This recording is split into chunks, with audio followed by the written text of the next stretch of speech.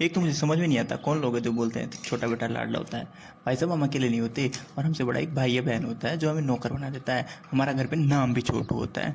सारी सर्दी तो मेरी मटर और गाजर छिलने में निकल गई, और गर्मी में फ्रिज में पानी भरने में निकल जाएगी, बोतलें भरने में निकल जाएगी, शिकंजी बनाने में निकल जाएगी। और जो बड़ा भाई होता है ना, वो बड़ा भाई नहीं अपने आप को किसी रियासत का उत्तराधिकारी समझता है।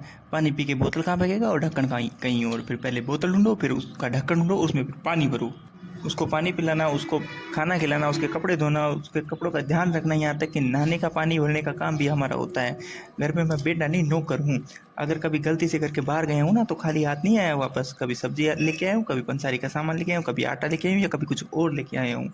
अगर घर घर में उसके दोस्त आ जाए ना, तो ये मेरी जिम्मेदारी है कि आते ही पहले पानी पिलाऊँ और फिर बिना कुछ कहे चाय बनाना शुरू करूँ। अगर गलती से कभी 2 मिनट लेट हो गया तो बोलेगा नहीं पानी पिलाते भाई साहब, अगला इंसान सीधा रेपटा से खाएगा 3। फिर रोते रोते पहले पानी पिलाओ और फिर चाय बनाओ।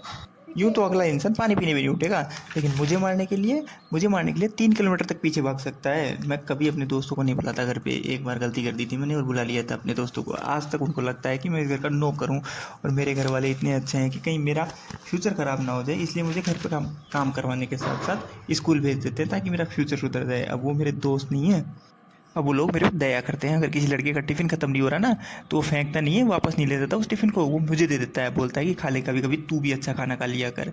एक तो मुझे समझ में नहीं आता है कौन लोग हैं जो खाना ना खाकर अपनी जिद पूरी करवा लेते हैं। भाई जब भी मैंने जिद मनवाने के लिए खाना छोड़ा है ना, तब तक मुझे एहसास हुआ है कि सूझे मुँह से खाने में भी कोई प्रॉब्लम नहीं होती। मैंने कभी कोई नई चीज़ नहीं खरीदी। मुझे हमेशा यही सुनने को मिलता है कि तेरा बड़ा भाई होता है, ले ले काम में, अभी से फेंकेंगे थोड़ी। मेरे कपड़े उसके, मेरे जूते उसके, मेरी चप्पल उसकी, उसकी किताबें उसकी, कभी कभी तो बनियान भी उसकी पहनी है मैंने। अगर मुझे चप्पल चाहिए ना, तो मुझे बड़े भाई की पुरानी चप्पल मिल जाती है और बड़े भाई को नई चप्पल। अब अगर ऐसे में मेरी चप्पल टूट गई ना, तो फिर मुझे उसकी पुरानी चप्पल और उसे उसकी नई चप्पल मिलेगी। और फिर बोलेंगे कि क्या हर 3 महीने में तू नई चप्पल तोड़ देता है? तेरे भाई को देख, आज तक कभी चप्पल नहीं टूटी उसकी, पर तेरी चप्पल 3 महीने से ज़्यादा क्यों नहीं चलती?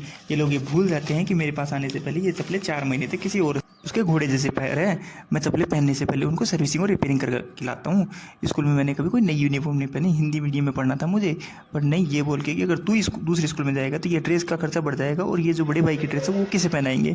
स्कूल में सब नए बैग्स और बुक लाते थे, और मुझे बैग्स भाई का, किताब भाई की, और जूते भी भाई के।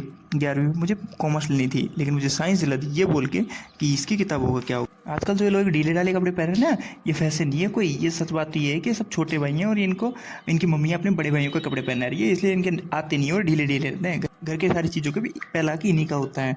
अगर गलती से कभी दया आ जाए तो हमें मिलती है, जो केवल तभी आती है जब उसको मम्मी के पास अपनी सिफारिश करवानी हो।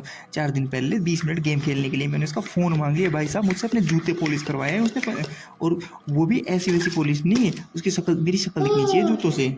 बेटा तू तो अभी बच्चा है, एक तो इस लाइन ने ना जीना खराब कर रखा है। संक्रांति पे मैं बस चक्री पकड़ता रहता हूँ, कभी पतंग नहीं उड़ाया मैं। चक्री पकड़ पकड़ के मेरे हाथों में छाले हो जाते हैं। दिवाली पर आज तक टिकड़ी फोड़ फोड़ के काम चला रहा हूँ।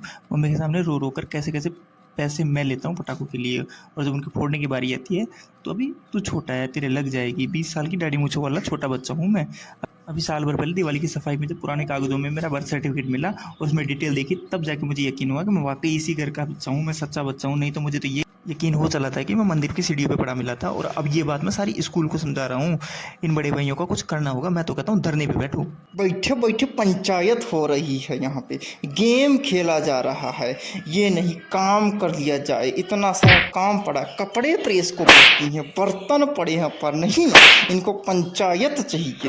सारे दिन बस मटर गश्तियाँ करना है, पढ़ाई लिखाई